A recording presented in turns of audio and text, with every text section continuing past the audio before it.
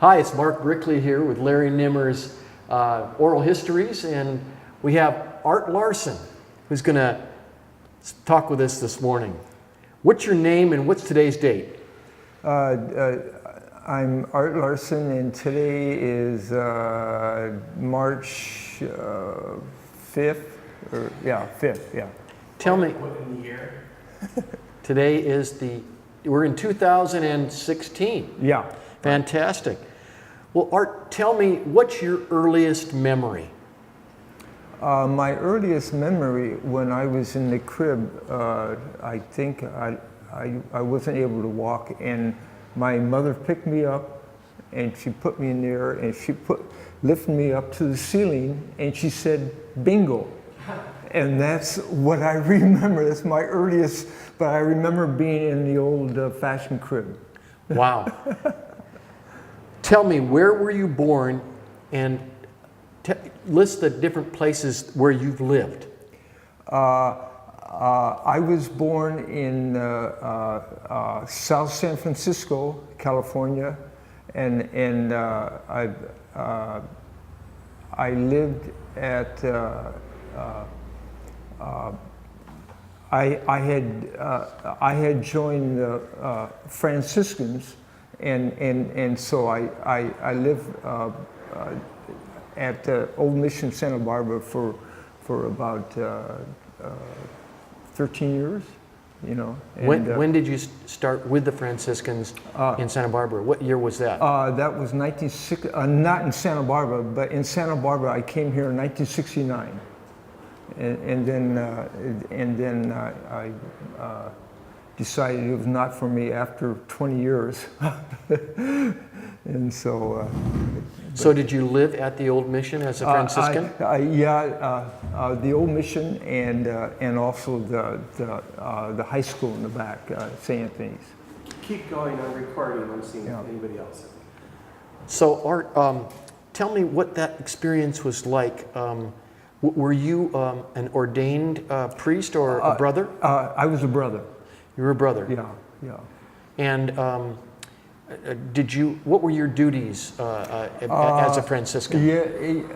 Mainly I was working in the maintenance thing, plumbing, electrical, carpentry, and all that, just trying to keep the place going together.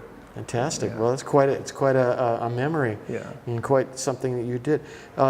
Tell me, after that, did you stay in Santa Barbara or did you go someplace different? I actually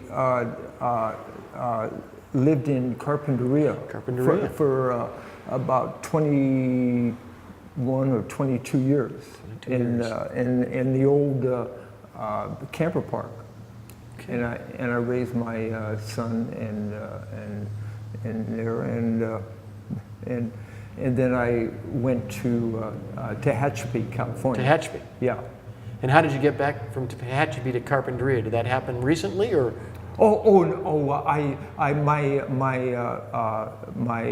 lady friend lives here in Carpinteria. Okay. And so I just come down as often as I can. Well, tell me about your family members. How many people were there in your family? There were 8 of us. I had 7 siblings, but my youngest brother died after 3 days. You know, and we had a family band. You did? Tell me about that. Yeah. What instrument did you play? I still play. I play clarinet mainly, but I played flute, saxophone, oboe, and you know, a lot. But I decided I just wanted to end my life playing the instrument that I'm most comfortable with. The clarinet. Yeah. So there were 7 family members in the band? Actually, there were 8 of us. It sounds like the Partridge Family almost.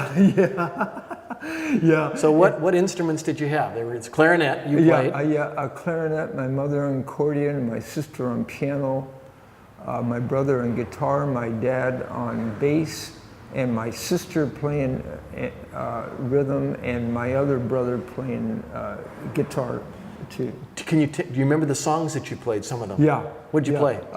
Little Brown Jug, Mockingbird Hill, There's a Tavern in the Town, and Red Wing, just all sorts of things. So where were you living at the time with your family? Oh, in South San Francisco. South San Francisco, okay. So did you perform as a family professionally? Did you play? No, it was mainly as entertainment, 8 of us, at church functions, and if we wanted to play something serious, probably 5 members, we played for a couple weddings and receptions. Did any of your brothers or sisters become full-time musicians? My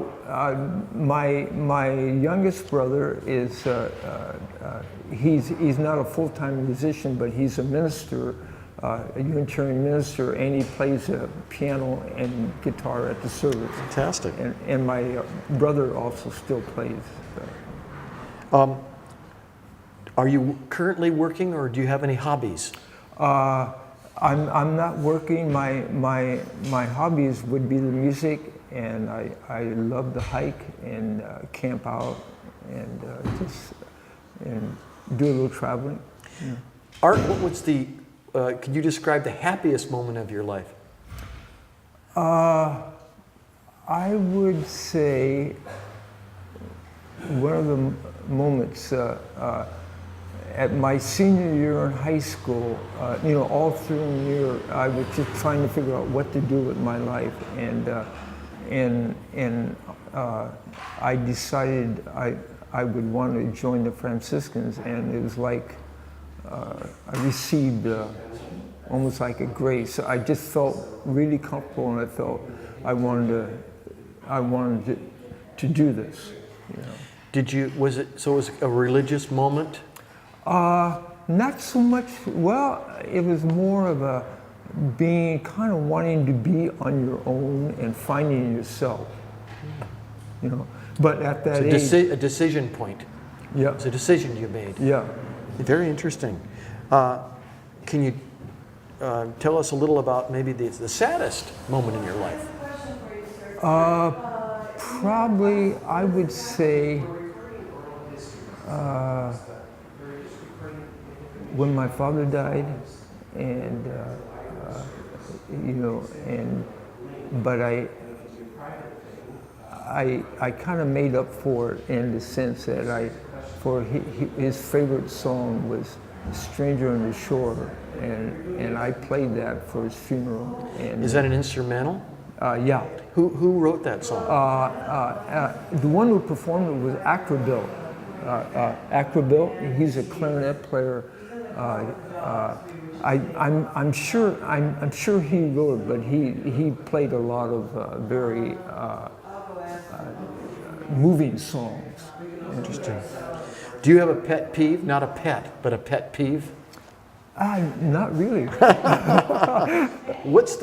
Are there important lessons that you've learned in life that you can tell us that we can communicate to other people? I would say the only thing that you take with you in your death. Yes. The only thing you take with you in death is what you've given in your life. Well, thank you, Art Nelson, Carpinterian. We really appreciate talking with you. Okay. Thank you. Well, thank you.